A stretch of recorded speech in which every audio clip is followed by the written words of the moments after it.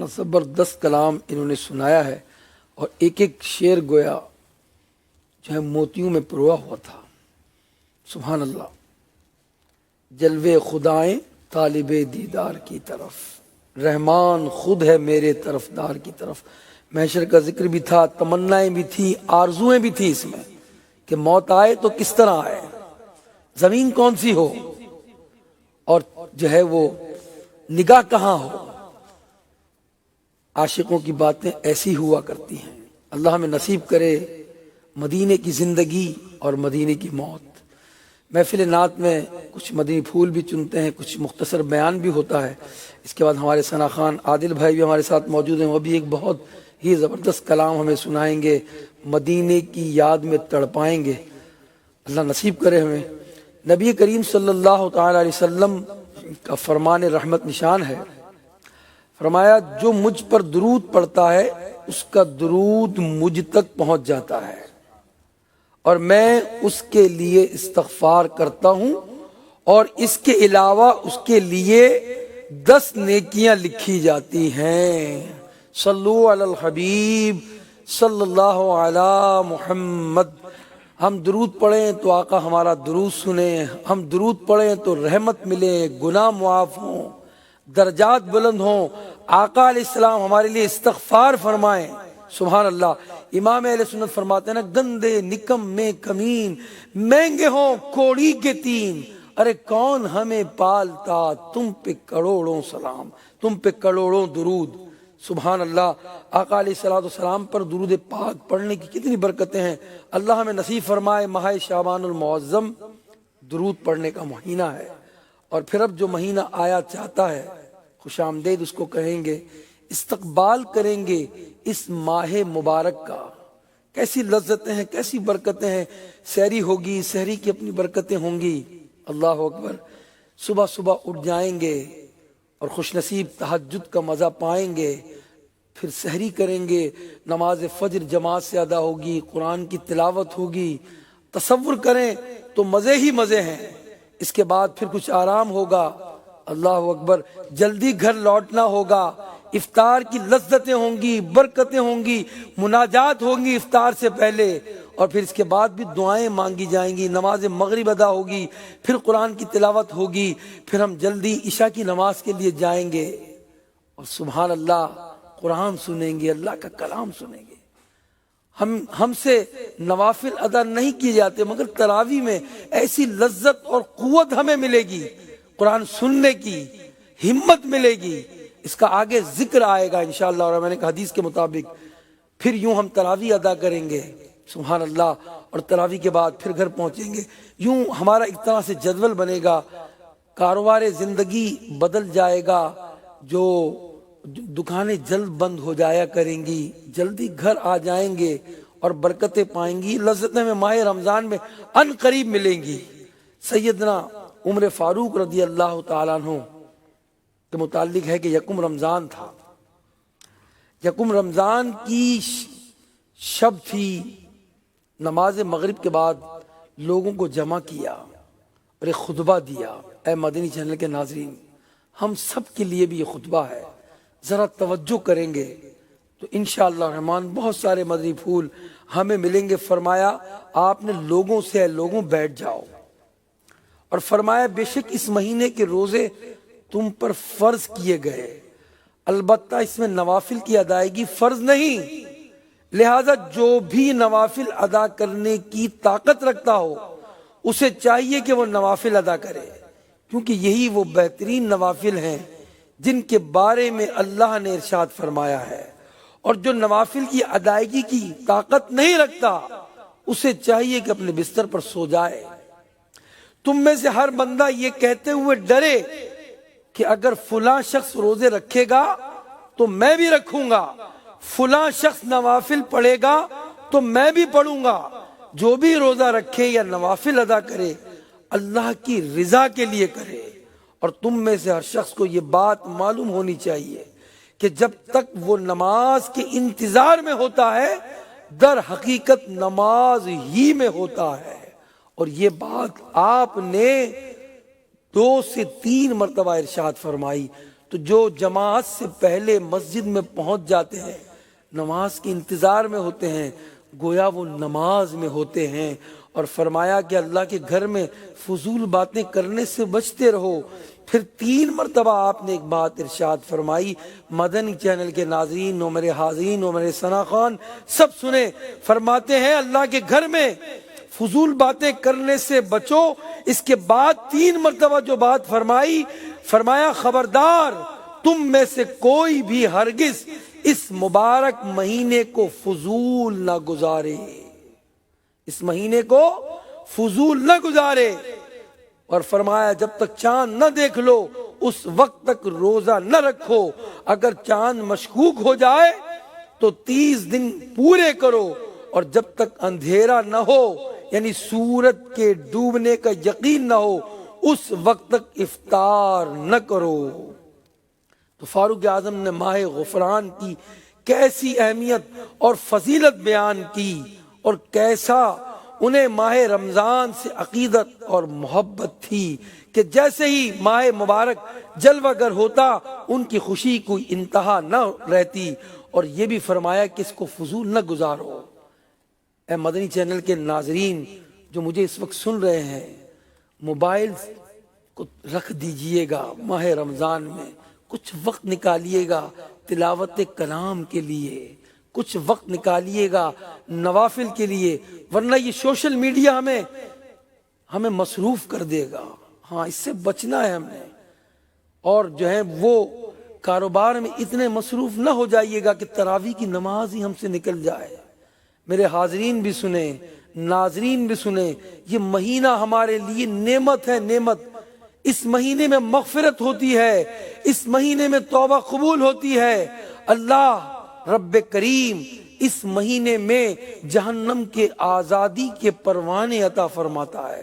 کہیں ایسا نہ ہو کہ ہم رہ نہ جائیں، فضولیات میں غفلت میں نہ پڑ جائیں۔ ہم اخلاص کے ساتھ نیک اعمال بجا لائیں، فرائض کی پابندی کریں گے، نیت کریں، واجبات کی پابندی ہوگی، نوافل پڑھیں گے، ذکر و اذکار کریں گے، ختم قرآن کریں گے۔ میرے آقا صلی اللہ علیہ وسلم جب یہ مہینہ آتا، سیدہ طیبہ طاہرہ عائشہ صدیقہ رضی اللہ تعالی عنہا فرماتی ہیں کہ میرے سرتاج جب ماہ رمضان آتا تو عبادت کے لیے کمر بستہ ہو جاتے، سارا مہینہ اپنے بستر منور پر تشریف نہ لاتے۔ فرماتی ہیں جب ماہ رمضان تشریف لاتا تو آقا علیہ السلام کا رنگ مبارک تبدیل ہو جاتا، آپ نماز کی کثرت کرتے، خوب گڑ گڑاتے، خوب دعائیں مانگتے، اور اللہ کا خوف آپ پر طاری رہتا۔ اے عاشقان رمضان، اے عاشقان رسول، غور کریں کہ جو قطعی جنتی ہیں، جن کے صدقے جنت ملے گی، ان کا عالم تو یہ ہو جایا کرتا۔ جو امام العابدین ہیں، جو سید الساجدین ہیں، وہ اتنا عبادت پر کمر بستہ ہوتے، اور ہمارا حال کیا ہو جاتا ہے؟ بسا اوقات ہم موبائل میں لگ جاتے ہیں، فضولیات میں لگ جاتے ہیں، مگر ہم نے نیت کرنی ہے اس مرتبہ کہ انشاءاللہ الرحمن ختم قرآن کریں گے۔ انشاءاللہ الرحمن ایک ختم قرآن تو ہمارا تراویح میں ہوگا۔ بعض اسلامی بھائی تراویح سے جی چوراتے ہیں، خود اپنی ہی پڑھ لیتے ہیں، اس بات میں لگ جاتے ہیں کہ واجب ہے یا نہیں۔ میرے آقا علیہ الصلوۃ والسلام قرآن مجید کثرت سے اس مہینے میں تلاوت کرتے، پورا مہینہ، پورا سال تو ہمیں پورا قرآن سننے کو نہیں ملتا، مگر تراویح میں ہمیں پورا قرآن سننے کو ملتا ہے۔ نیت کیجئے، دل لگے یا نہ لگے، دل کو لگانے کی کوشش کریں گے اور پوری تراویح پڑھیں گے، اس طرف نہ جائیں گے۔ بعض بھائی دیکھتے ہیں 5 روزہ تراویح کی طرف جاتے ہیں، اب ان 5 روزہ تراویحوں میں یا 10 روزہ تراویحوں میں بعض مقامات پر بہت جلدی قرآن پڑھا جاتا ہے اور تجوید کی رعایت نہیں کی جاتی۔ اتنی جلدی بھی کیا ہے؟ پورا قرآن سنیں گے، روزانہ 1.25 پارہ سنیں گے۔ سبحان اللہ، نبی پاک صلی اللہ علیہ وسلم اس ماہ مبارک میں خوب صدقہ و خیرات کرتے، اور خوب صدقہ و خیرات کرنا اس مہینے میں سنت ہے۔ چنانچہ حضرت عبداللہ ابن عباس رضی اللہ تعالی عنہما فرماتے ہیں کہ نبی پاک علیہ السلام اس مہینے میں ہر قیدی کو رہا کر دیتے اور ہر سائل کو عطا کرتے۔ ایک روایت میں فرمایا کہ نبی پاک لوگوں میں سب سے بڑھ کر سخی ہیں، اور یہ سخاوت کا دریا سب سے زیادہ اس وقت جوش پر ہوتا جب رمضان میں آپ حضرت جبریل امین کی سے ملاقات کے لیے تشریف لایا کرتے۔ حضرت جبریل امین ہر رات آقا علیہ السلام سے ملاقات کے لیے حاضر ہوتے اور نبی پاک کے ساتھ قرآن کا دور کرتے، اور نبی پاک صلی اللہ علیہ وسلم تیز چلنے والی ہوا سے بھی زیادہ خیر کے معاملے میں سخاوت فرمایا کرتے۔ سبحان اللہ۔ تو یہ مہینہ سخاوت کرنے کا ہے، زکوٰۃ دینے کا ہے، صدقہ کرنے کا ہے، تلاوت کرنے کا ہے، نمازوں کی کثرت کرنے کا ہے۔ اے عاشقان رسول، آپ نے سنا کہ آقا علیہ السلام مہمان رحمان یعنی ماہ رمضان سے کیسی محبت کرتے ہیں۔ سبحان اللہ۔ ارشاد فرمایا نبی پاک علیہ الصلوۃ والسلام نے، بڑی پیاری حدیث، بڑی توجہ سے سنیں مدنی چینل کے ناظرین۔ نبی پاک علیہ السلام نے فرمایا، تم پر ایسا مہینہ آیا ہے جس سے بہتر کوئی مہینہ مومنوں پر نہیں آیا، اور منافقوں پر اس سے سخت مہینہ کوئی نہیں۔ بے شک اللہ تعالیٰ اس کے نوافل اور اس کے ثواب کو شروع ہونے سے پہلے لکھ دیتا ہے، اور کوئی شک نہیں کہ مومن کے اندر اس مہینے میں عبادت کی قوت لوٹائی جاتی ہے۔ ہم غور کریں نا، تراویح پڑھتے ہیں کیسی قوت مل جاتی ہے، دن بھر ہم بھوکے ہوتے ہیں، عام دنوں میں ہم 20 رکعت پڑھنے کے لیے کھڑے ہوں سستی ہوتی ہے، مگر ماہ رمضان میں شیطان بند ہوتا ہے، ہمیں چستی مل جاتی ہے، ہمیں طاقت مل جاتی ہے، ہم گھر میں بھی پڑھتے ہیں، تراویح بھی سنتے ہیں۔ مگر غور سے سنیے، اللہ بے شک فرمایا، اللہ اس کے نوافل اور اس کے ثواب کو شروع ہونے سے پہلے لکھ دیتا ہے، اور کوئی شک نہیں کہ مومن کے اندر اس مہینے میں عبادت کی قوت لوٹائی جاتی ہے، اور منافق میں غفلت کی۔ تو جو منافق ہیں اس پر غفلت طاری ہو جاتی ہے۔ اب ہم نے دیکھنا ہے، اپنا جائزہ لینا ہے کہ ہم میں قوت پیدا ہو رہی ہے عبادت کی نہیں ہو رہی، یا ہم سست پڑے ہوئے ہیں، ہم سے تراویح پڑھی نہیں جا رہی، ہم سے قرآن نہیں پڑھا جا رہا، ہم سے روزہ نہیں رکھا جا رہا، تو ہمارا شمار کن لوگوں میں ہے، ہمیں غور کرنا ہوگا۔ اور فرمایا مومن کے لیے یہ مہینہ غنیمت ہے، اور منافق کے لیے یہ مہینہ بوجھ ہے۔ اب ہم نے اپنا جائزہ لینا ہے۔ اب عبادت کی طرف ہمارا دل لگ رہا ہے، تلاوت میں دل لگ رہا ہے، روزے میں دل لگ رہا ہے، تراویح میں دل لگ رہا ہے، تو ہمیں خوش ہونا چاہیے۔